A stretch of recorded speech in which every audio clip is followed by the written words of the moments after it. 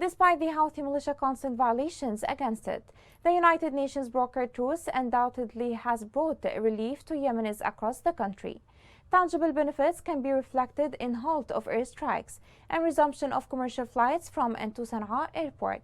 This report has more details. Yemen has begun its third month of relative peace and stability.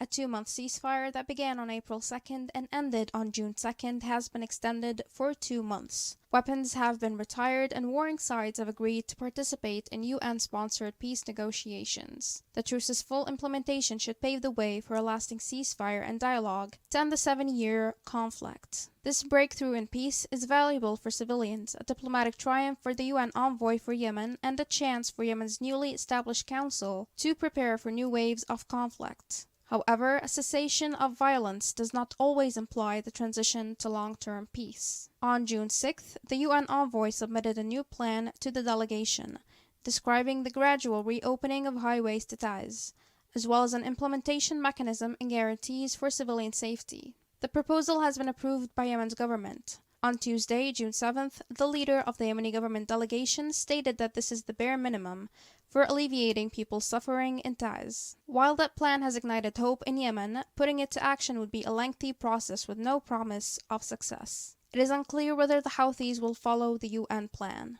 The Houthi delegation's leader stated that they will return to Sana'a to speak with their leadership. Reopening the roads in Taiz remains a contentious issue that might lead to a break in peace.